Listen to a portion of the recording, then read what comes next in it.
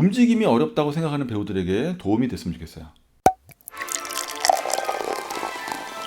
보통 연기를 공부한 친구들한테 대사가 어려워, 움직임이 어려워 라고 물으면 10명 중에 1명은 둘 다 어려워요 이렇게 얘기하고요, 나머지 9명은 움직임이 더 어려워요 이렇게 말할 거예요. 자, 여기서 말하는 움직임이라는 건 어떤 걸 말하는 걸까요? 막 엄청난 액션 막 이런 걸 말하는 걸까요?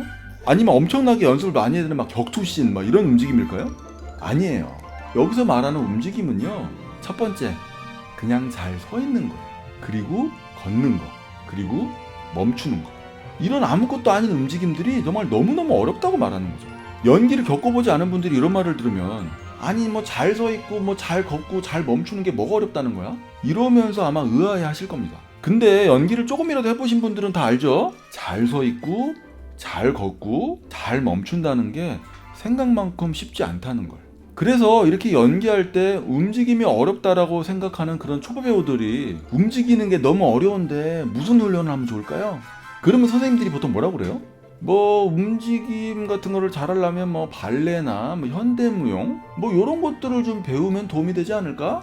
뭐 이런 답을 듣게 돼요.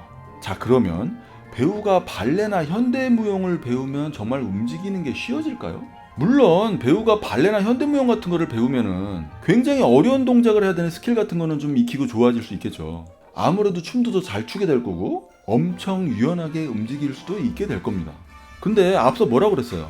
배우들이 어려워하는 움직임이라는 거는 그렇게 어마어마하게 어려운 스킬들이 아니라 그냥 잘 서 있고 잘 걷는 거라고 그랬잖아요. 그러니까 발레나 현대무용 같은 걸 배워가지고 움직임의 어려움을 해결할 수 있는 거는 아니다 이렇게 말할 수 있을 거예요.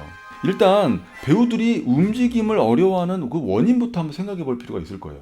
평소에는 잘 걷고 잘 움직이는 그런 친구들이 연기만 하면 움직임이 어려워지는 이유는 아마 두 가지로 나눠볼 수 있을 거예요. 자, 첫 번째, 나를 바라보는 외부 시선에 대한 몰입. 이렇게 한번 말해 보겠습니다. 예를 들면 이런 거예요. 무대 위에서나 카메라 앞에서 연기를 해야 된다고 생각해 봅시다. 내가 문 쪽으로 걸어가는 장면이에요. 그러면 내가 움직일 때 어떤 일들이 벌어질까요? 내가 어떤 움직임을 하든 나의 모든 행동 하나하나를 주목하고 바라보는 그런 시선들이 느껴지겠죠?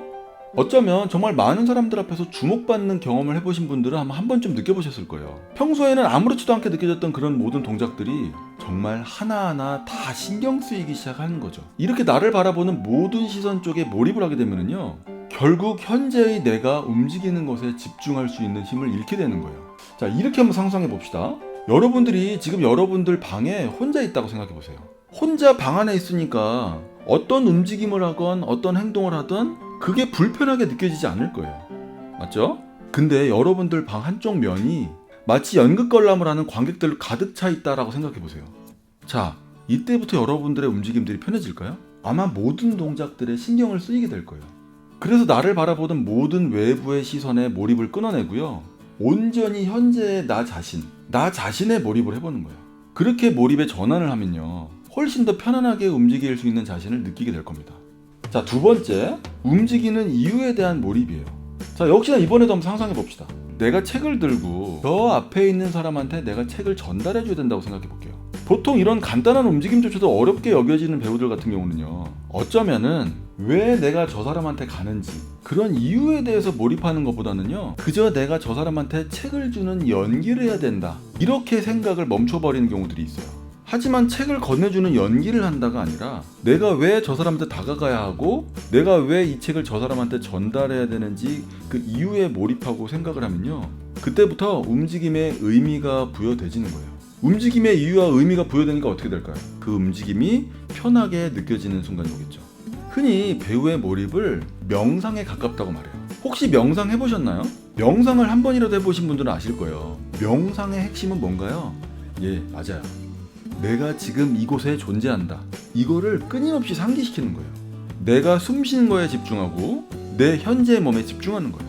이거 무슨 종교 아니야? 이렇게 생각하시는 분들도 많은데 종교랑은 전혀 무관한 겁니다. 우리가 보통 생활을 할 때 어떤 거에 많이 몰입하나요? 보통 지나간 과거 그리고 앞으로 올 미래, 이 두 가지 시간에 집중하고 몰입을 하는 경우가 많잖아요. 지나간 시간에 대한 후회 아니면 미래에 대한 걱정, 이 두 가지에 늘 몰입하고 집중하게 되어 있어요. 그렇다 보니 어떤가요? 바로 지금 현재, 그 현재에 대한 집중은 존재하지 않는 거예요. 그래서 내가 지금 서 있는 바로 이곳에 집중하고 현재의 나에 집중을 하고 몰입하면요, 앞서서 말했던 움직임이 어려운 두 가지 이유를 모두 해결하는 데 도움이 될 거라고 생각해요. 자, 오늘은 배우의 움직임에 대한 이야기를 한번 해봤어요. 제가 하는 수업에서 주로 심도 깊게 다루는 이야기인데 오늘 한번 이런 주제로 한번 이야기해봤습니다. 움직임이 어렵다고 생각하는 배우들에게 도움이 됐으면 좋겠어요. 어쨌든 움직임이 쉬워지려면요, 늘 언제나 연습하고 노력하셔야 될 겁니다. 언제나 최선을 다하시고요. 저도 최선을 다하겠습니다. 감사합니다.